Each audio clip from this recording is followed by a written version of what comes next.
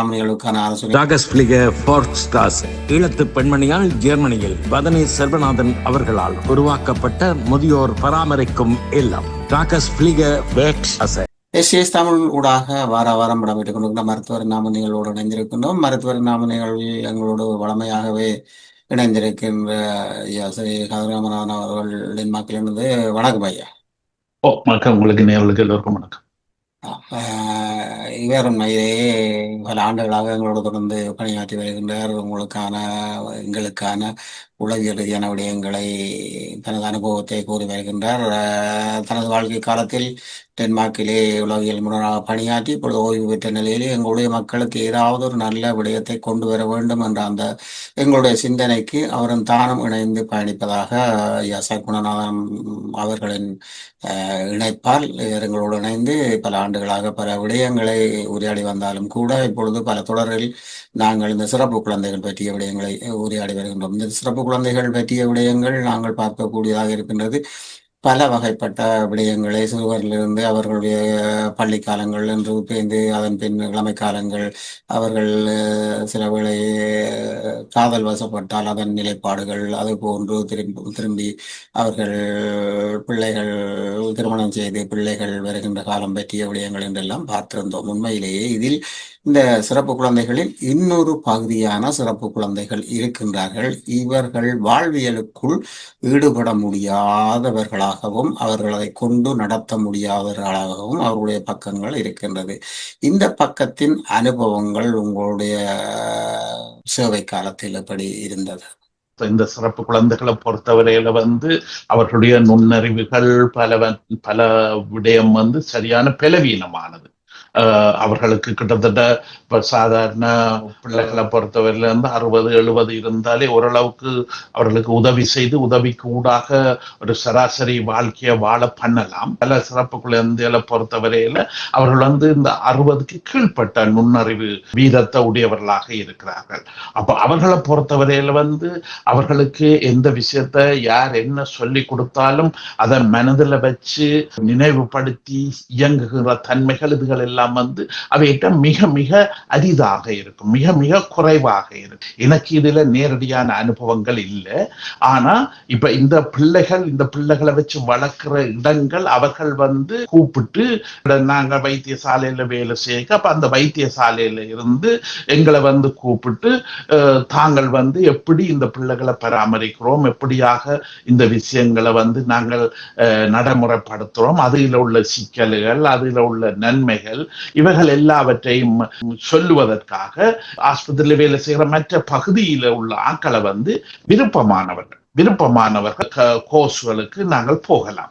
அந்த விதத்துல நான் போய் வந்துதான் எனக்கு அதுல ஒரு பகுதி இதுல ஒரு அறிவு அல்ல ஒரு விளக்கம் இதுல இருக்க எனக்கு நேரடி அனுபவம் இல்லை. ஆனபடியினால இந்த இடங்களுக்கு போய் அங்க வகுப்புகள் எடுத்த இடத்துல அங்க பல பிள்ளைகளை வச்சுக்கிறார்கள். அந்த பிள்ளைகளை வச்சிருக்கின்ற நிறுவனங்கள்ல இந்த கோர்ஸ்களை நடத்துறது ஒன்று அந்த பிள்ளைகள விடயங்களை பற்றி சமூகத்துக்குள்ள தெரியப்படுத்துறதுக்காக, அதாவது இந்த பிள்ளைகளுக்கு நாங்கள் வாழ்வு கொடுக்கிறோம், அல்ல இந்த பிள்ளைகளையும் நாங்கள் ஒரு மனிதாயமான ரீதியில முடிஞ்ச அளவுக்கு அவர்களை வைத்திருக்கிறோம். அவர்களை இங்க சட்டங்கள்ல சொல்றதான் ஒவ்வொரு தனி மனுஷரும் அவர்களுக்குரிய உரிமைகள் உடையாம குலையாம சரியான முறையில பராமரிக்கப்பட வேண்டும் என்று சொல்லி. ஏண்டா இப்ப இவர்களுடைய சிந்தனையை பொறுத்தவரையில அந்த பிள்ளைகள் அந்த பலவீனத்தோட பிறந்ததுக்கு அவர்கள் பொறுப்பல்ல, அவர்கள் அதுக்கு காரணம் அல்ல. அப்ப அதனால அந்த மாதிரியான பிள்ளைகள் இப்ப எங்கட ஊரா இருந்தா எங்கட சமூகத்துல அது கடவுள் தந்த தண்டனை அல்லது கடவுளால கிடைச்ச தண்டனை அப்படி என்று வேற விதமான சிந்தனையில தான் அங்க நாங்க சிந்திக்கிறோம் இல்லையா? ஏண்டா அங்க எங்களுக்கு இந்த விஞ்ஞான சிந்தனைன்றது அங்க மிக மிக குறைவாக இருக்கு அங்கே.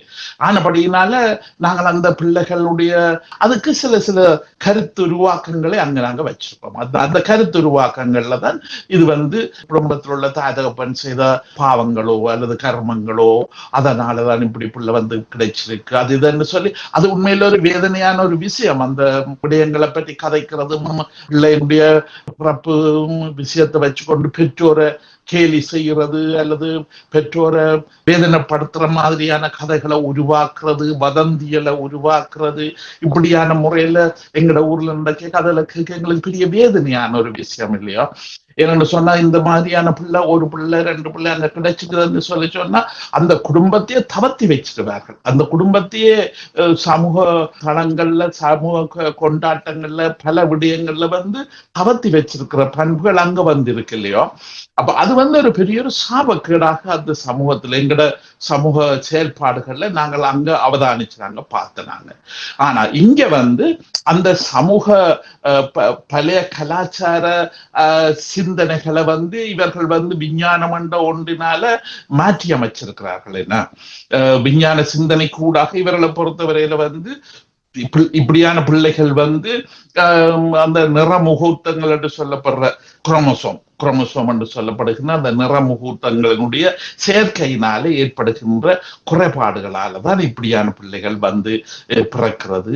அந்த குறைபாடுகள் வந்து 30,000 அல்லது 1,00,000 அப்படியான புள்ளி விவரங்கள் விஞ்ஞான ரீதியாக வச்சுதான் இதுல வந்து விளங்கப்படுத்துவார்கள். அப்ப இந்த விளக்கத்துக்கு ஊடாக மற்ற பக்கம் அதன் அர்த்தம் என்னன்னு சொல்லி சொன்னா இந்த பிள்ளைகள் வந்து அவர்களுக்குரிய தராதரத்தை நாங்கள் அறிஞ்சு அந்த தராதரத்துக்குரிய உதவிகளை கொடுத்து நாங்க வந்து அவர்களை வாழ பண்ணுவோம். கதை ஒன்று சொல்லுவார்கள் என்னன்னு சொல்லி சொன்னா இந்த இப்படியான பலவீனப்பட்ட ஒரு பிள்ளைய வந்து பராமரிக்கிறதுக்குள்ள செலவு இங்க உள்ள பின்னாம்பெரிய ஒரு வங்கியினுடைய டைரக்டரா இருக்கிற சம்பளத்துக்கும் அந்த பிள்ளைன்ற செலவுக்கும் சமனண்டு.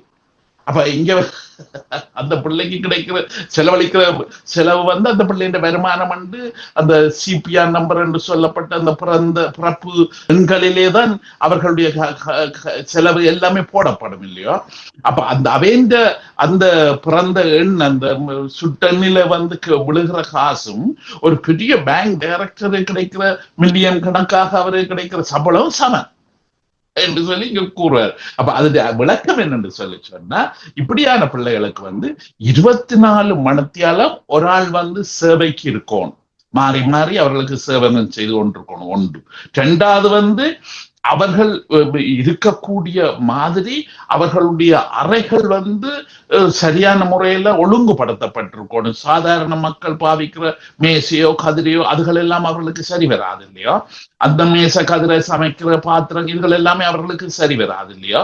அப்ப அவர்களுடைய தேவைக்கு அவர்களுடைய இயங்குகின்ற தன்மைகளுக்கு தக்க மாதிரி அவர்கள் அறையில உள்ள படுக்கின்ற கட்டில இருந்து அவர்கள் பாவிக்கிற பொருள்கள்ல இருந்து அவற்றை அறையில வந்து உள்ள பொருட்களை வச்சு எல்லாமே அவர்களுக்குரிய முறையில அது உருவாக்கப்பட வேணும். என்ன அது சாதாரண மக்கள் சாதாரண கடைகள்ல இருக்கிற பொருள்கள் அங்க அவர்கள் வந்து பாவிப்பது கிடையாது. அவர்களுக்கு அது பாவிக்க தெரியாது, அந்த உபயோகம் அவர்களால முடியாது. என்ன அப்ப இதுகள் எல்லாத்துக்குமே விசேஷமான செலவுகள் போட்டுத்தான் அதுகளை செய்யணும். இப்ப உதாரணமாக அவர்கள் கூறுவார்கள் சொல்ல சில பிள்ளைகளை இந்த மாதிரியான பிள்ளைகளை பொறுத்தவரையில வந்து இப்ப கால்கள் வந்து நாங்கள் சாதாரண மனிதர்கள் காலை பதிச்சு நடக்கிற மாதிரி இந்த கால் பாதங்கள் வந்து நிலத்துல பொறுக்காது. என்ன அரைவாசி பகுதியோ காவாசி பகுதி தான் நிலத்துல நிற்கும். கெந்தியோ அல்லது வேறு ஏதோ விசேஷமான முறையில தான் அவர்கள நடைய இதுகள் எல்லாம் இருக்கும் இல்லையோ?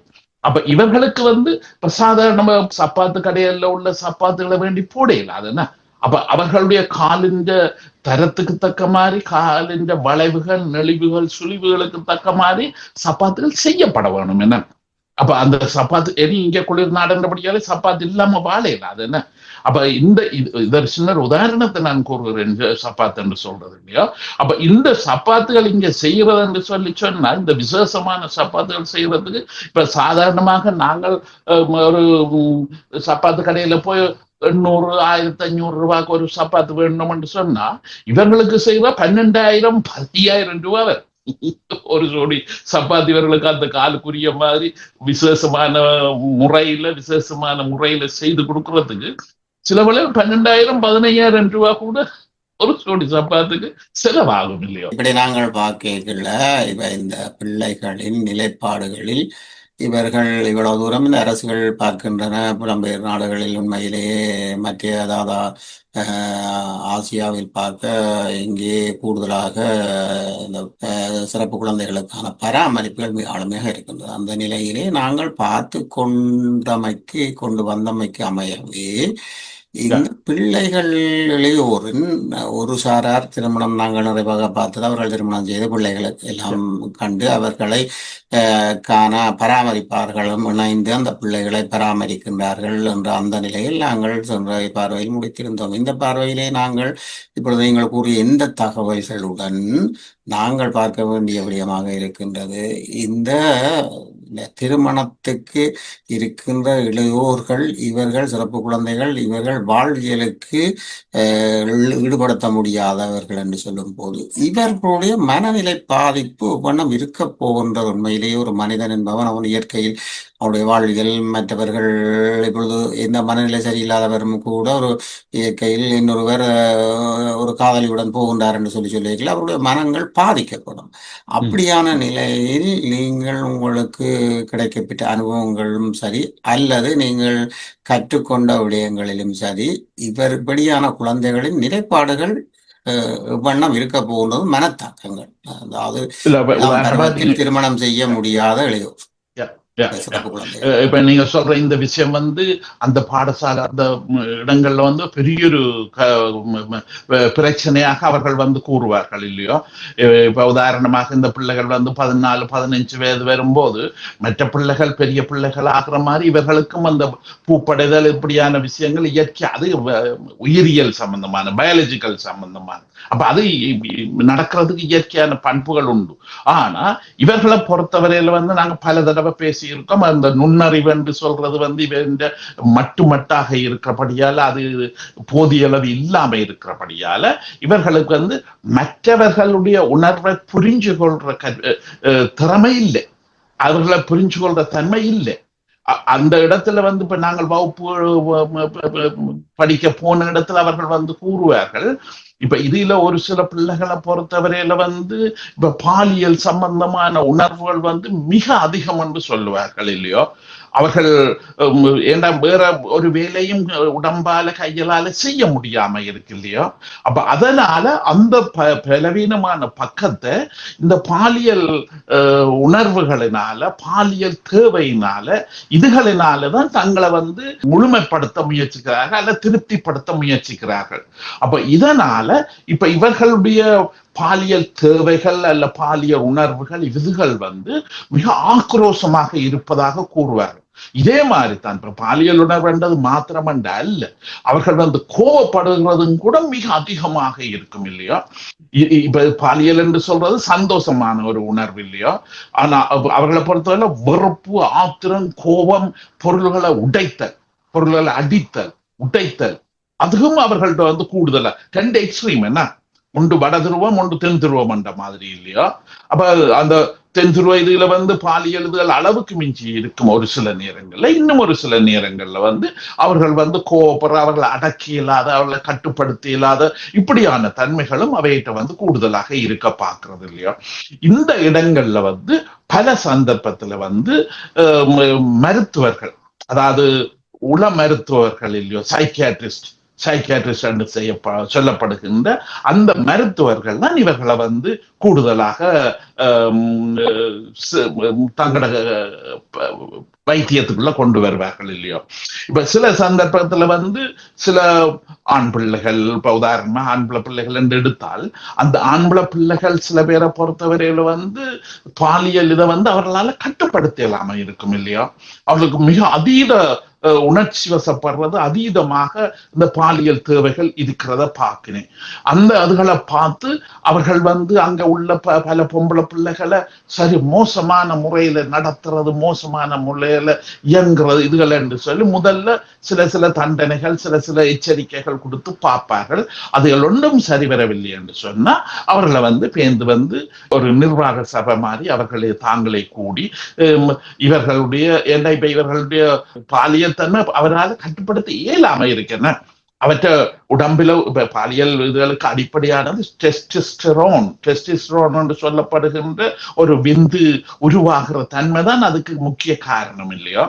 அது இவர்களுக்கு அதீதமாக உருவாகிறபடியால், அதீதமாக உற்பத்தி ஆகிறபடியினால அவர்கள் அதை வெளியேற்ற வேண்டிய கட்டாயம் இயற்கையாக உயிரியல் ரீதியாக அது இயற்கையாக அமையுது. அப்ப அதனால அவர்களை தண்டிக்கலாதுன்னா அதுகளை தண்டிக்கிறதுக்கு இங்க ஒரு சட்டமும் இல்லை, அதுக்கு அப்படியான ஒரு விஷயம் இங்க இல்லையா. அப்ப அதனால இந்த பெரிய உள மருத்துவர்கள், இவர்களது பெரிய அதிகாரிகள், இவர்கள் எல்லாரும் சேர்ந்து முதல்ல எச்சரிக்கை கொடுத்து கட்டுப்பாடு கொடுத்து எல்லாமே செய்து பார்ப்பார்கள். அதுவும் இல்லாம அவர் அளவுக்கு மிஞ்சி அதால வேதனைப்பட்டு அளவுக்கு மிஞ்சி அதால அவருடைய செயல்பாடுகள் விகாரமாக அதீதமாக போகும்போது சில இடத்துல அவர்களுடைய அந்த விந்து உற்பத்தி செய்கிற திறனை இல்லாம ஆப்ரேட் பண்ணி இல்லாம பண்ணுவார்கள் இல்லையோ. அது தனியா வைத்தியர்கள் மாத்திரமண்டல்ல, சில நேரங்கள்ல நீதிமன்றத்துக்கு போய் நீதிமன்றத்தின் பெர்மிஷனை அந்த பிள்ளைகளுக்கு அப்பா அம்மாண்டு இருப்பார்கள் இல்லையோ, அந்த அப்பா அம்மா அவர்களுடைய சந்தர்ப்பத்தை அவன் அனுமதியையும் கேட்டு இந்த விஷயங்களை சில சந்தர்ப்பங்கள்ல தாங்கள் செய்வதாக அவர்கள் அந்த வகுப்பு எடுக்கும் போது எங்களுக்கு கூறுவார்கள் இல்லையா. அப்ப அந்த விடயங்கள்ல சத்திர சிகிச்சை மூலமாகத்தான் அவர்களுடைய அந்த அதீதமான பாலியல் உணர்வுகள் இதுல கட்டுப்படுத்துற விஷயத்துக்கு உதவி செய்யக்கூடியதாக இருக்கு. மற்றும்படி இவர்களை பொறுத்தவரையில அங்க அந்த இடங்களிலே சில இடங்கள்ல மிக பல விஷயங்கள் இந்த விதமான வைத்தியங்கள் மிக நுணுக்கமானது. நாங்க சாதாரண மக்கள், சாதாரண சமூகத்துக்கு சொல்லிக்க அவங்க சிரிப்பாங்க அல்லது அவங்க என்ன சொல்றாங்களே எனக்கு தெரியாது. இப்ப சில சந்தர்ப்பத்துல இந்த பிள்ளைகளுக்கு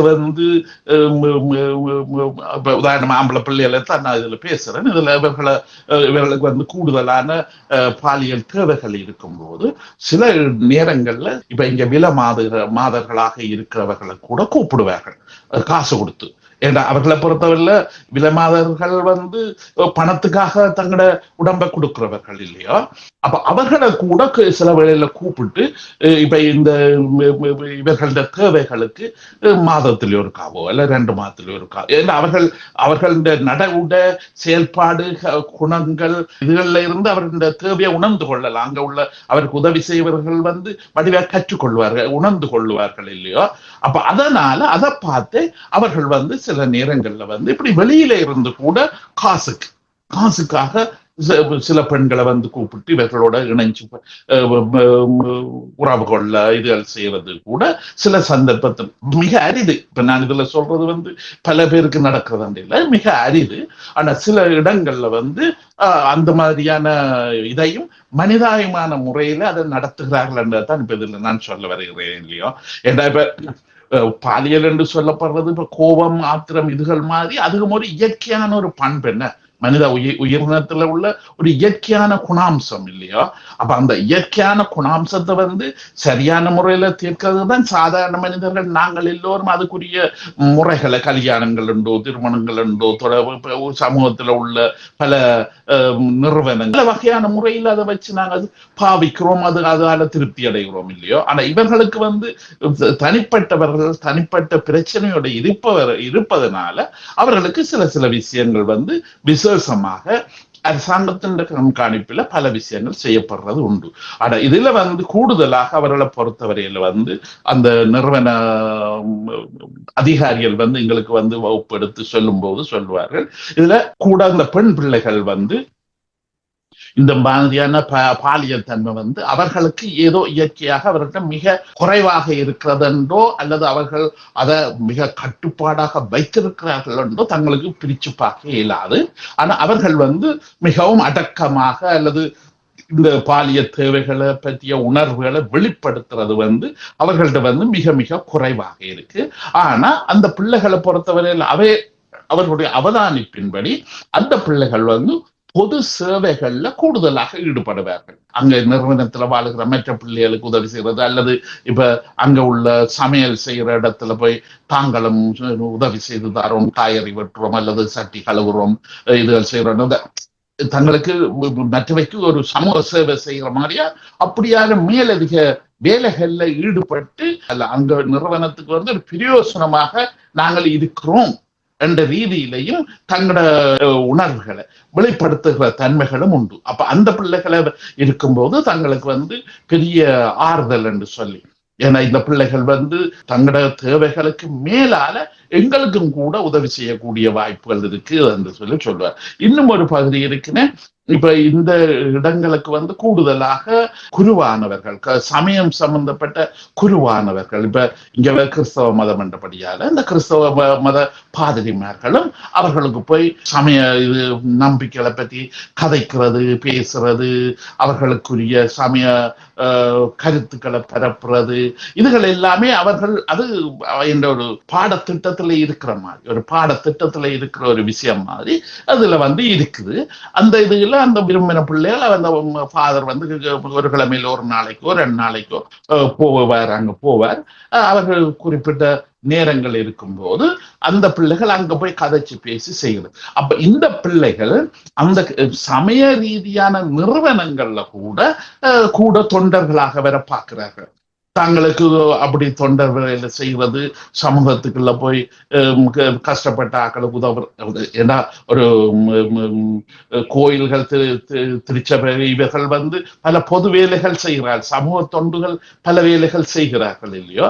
அப்ப அந்த வேலைகள்ல கூட இவர்கள் வந்து ஈடுபட்டு தங்களுடைய உடம்பில உள்ள சக்தியை அங்க பாவிக்கிறார்கள். இப்ப நேரடியாக உதாரணமாக இப்ப கோபம் என்றோ, சண்டை பிடிக்கிறது என்றோ, அல்லது பாலியல் ரீதியான இதுகள் என்றோ இல்லாம சமூக சேவை, மற்றவர்களுக்கு வந்து உதவி செய்து மற்றவர்கள் இவர்களை வந்து சந்தோஷப்படுத்தி புகழ்ந்து கதைக்கிறதுக்கு கூடாக அவர்களுக்கு திருப்தி கிடைக்கிறது இல்லையா. ஏன்னா இப்ப உதாரணமா உணர்வு என்று சொல்றது திருப்தியோட சம்பந்தப்பட்டது. என்ன திருப்தி என்றதான் நாங்க முக்கியமாக அது அவர்களுக்கு வந்து இருக்குதுன்னா, அது சில ஆக்களை பொறுத்தவரையில வந்து பாலியல் ரீதியாக அல்லது கோபங்கள், ஆத்திரங்கள், இந்த இதுகளுக்கு கூடாக தங்களோட திருப்தி, அவங்க எனர்ஜியை வெளியேற்ற, அது மாதிரி சமூக சேவைகளுக்கு கூடாக அந்த சக்தியை பாவிச்சு திருப்தி அடைப்பவர்களும் நிறைய பேர் அந்த வட்டத்துக்குள்ள இருக்கிறார்கள். ஆனா அவர்களையும் வந்து கட்டுப்பாடாக வைத்து பொதுமக்கள் சேர்ற இடத்துலயோ பொதுமக்கள் இடத்துக்கோ அவர்களை கூட்டிக் கொண்டு போறதோ அந்த இடங்களுக்கு அவர்களை விடுறது கிடையாது.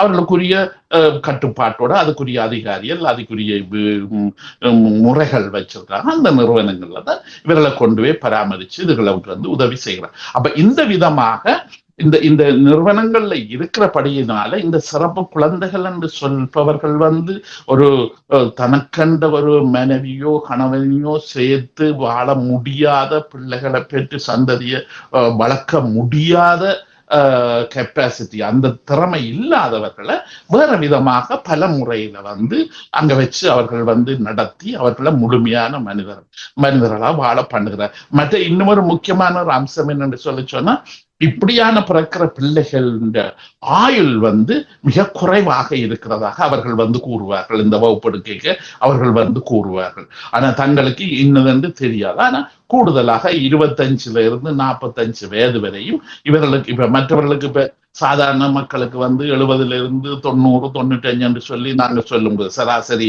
ஆயுள் காலம் என்று சொல்லும் போது இவர்களுக்கு வந்து கூடுதலாக 25 இருந்து 45 வயது என்று சொல்லி அவர்கள் வந்து ஒரு அவதானிப்பு வச்சிருக்கார்கள். அதுக்காக அது உண்மை என்று அல்ல, அது உண்மை என்று நான் சொல்ல வரையில அவர்களுடைய அவதானம் அப்படி இருக்கின்றது. அப்ப இதனால இந்த மாதிரியான பிள்ளைகள் வந்து அந்த காலகட்டத்துல வந்து கூடுதலாக மிக விரைவாக அவர்கள் நோய்வாய்ப்படுறதோ, நோய்வாய்ப்பட்ட தன்மைகளுக்கு வர்றதோ, இந்த விஷயங்களினால அவர்கள் வந்து தங்களோட வாழ்க்கைகளை வந்து வாழும் மட்டும் திருப்தியாக வாழ்ந்து அவர்கள் கடைசியில அவர்கள் என்ன விதமான முறையில தங்களுடைய கடைசி காலத்தை முடிக்கிறார்களோ அதுக்கும் இங்க வந்து பூரணமான ஆதரவும் உதவியும் கொடுத்து அவர்களை வாழ பண்ணுகிறார்கள். இந்த பூமியில பிறந்ததுக்கு அவர்கள் வந்து திட்டுப்படவோ அல்லது வேதனைப்படவோ இது அவ்வளவுக்கு முடிஞ்ச அளவு, அதுக்காக மக்கள் எல்லாம் 100% சரியா இருக்குன்னு நான் சொல்ல வரையில 100% எல்லாம் சரியாக செய்யப்படுது என்று சொல்லி அந்த நிறுவனத்து அதிகாரிகள் எங்களுக்கு வகுப்பு நடத்தும் போது சொல்லவில்லை.